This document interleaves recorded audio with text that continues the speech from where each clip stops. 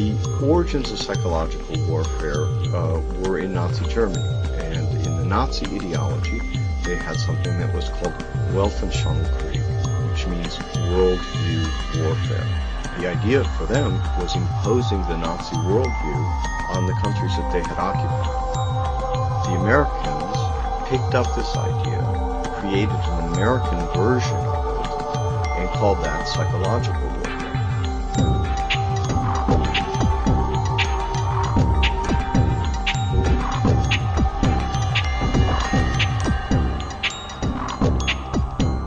In trying to understand psychological warfare and in trying to understand the American approach to the post-war efforts to control people's minds, both as individuals and on a mass scale, there's a lot of illusions about how that was done.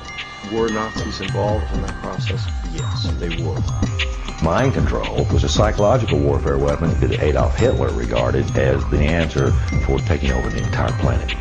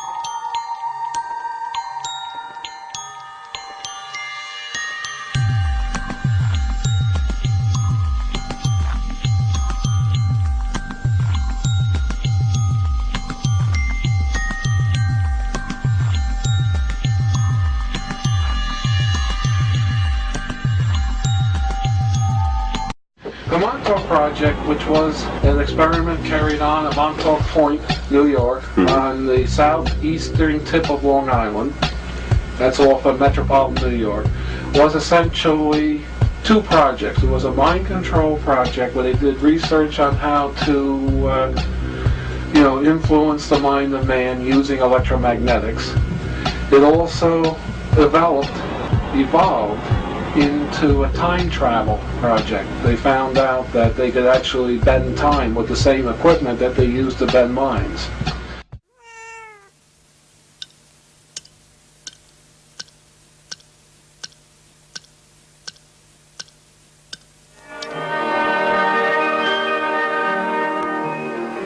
Moscow is in the midst of the last hours of summer. Brainwashing, hypnosis, and even surgical manipulation of the human brain has all been researched thoroughly by the CIA. To provide an objective record of a subject's behavior, she's filmed before treatment and again after treatment, and the two films placed side by side. Notice how the subject before treatment, in the picture on the right, holds onto the chair as she moves. Notice the difference in posture, the greater effort required to rise from the chair, the longer time needed to complete the simple task. He would cut the skin, take the skin flap back, roll it back. He would then literally remove the skull, the top part of the skull. The patient all this time is under a local anesthetic, completely conscious.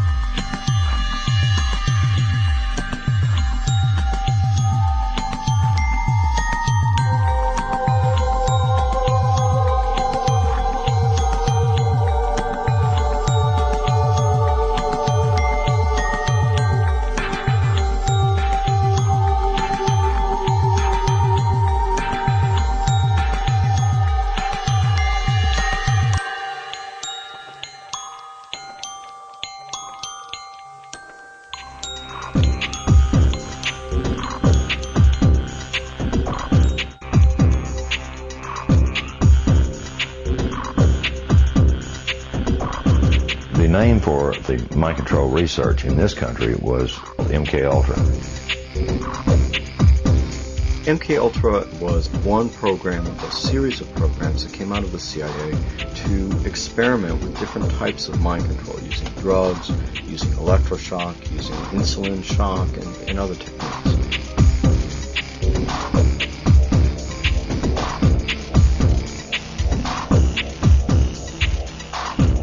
I think that the goal for those people who planned the program was very straightforward. It was an attempt to figure out a way to interrogate people and to learn how to protect their own agents against control by others.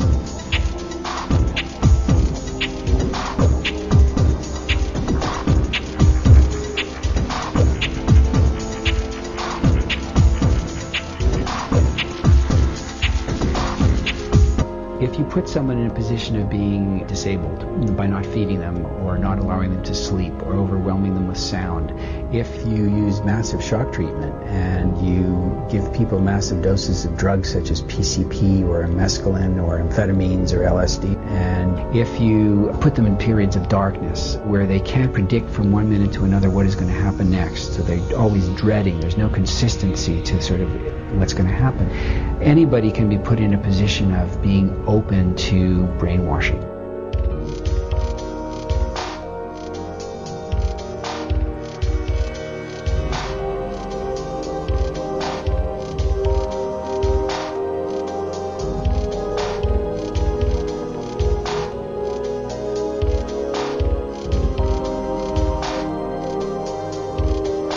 Ewan Cameron was probably the foremost psychiatrist of his time in the 1950s.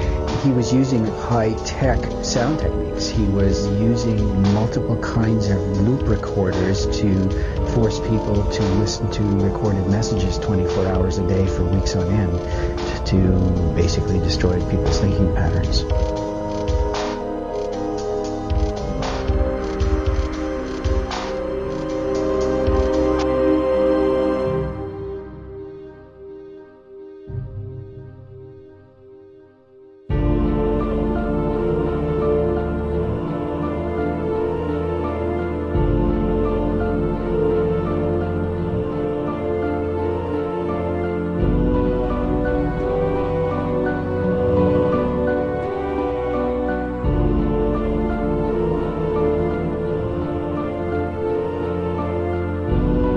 Look at the PET scans, they're different. If I try to impersonate a different persona while I'm getting PET scans, my brain will look the same.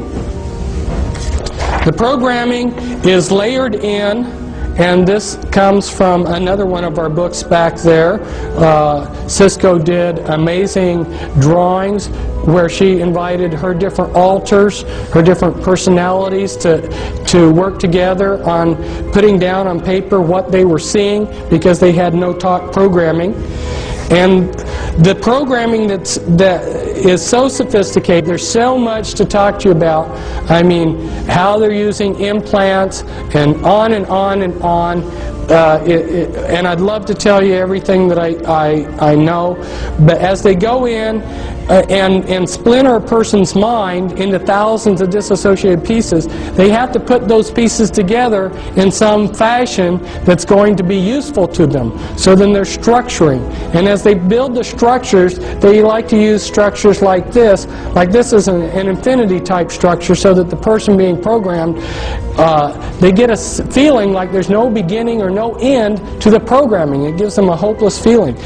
And then when the master finally, the programmer or the handler finally has finished programming the slave, he will have a 3-ring binder, a laptop computer with pages that look like this, and if he wants to call up a particular alter, he would say, like Brown Levi 2003 11A, Brown Levi 2003 11A, Brown Levi 2003 11A. That right there would be the access code to pull up a particular personality that they would want.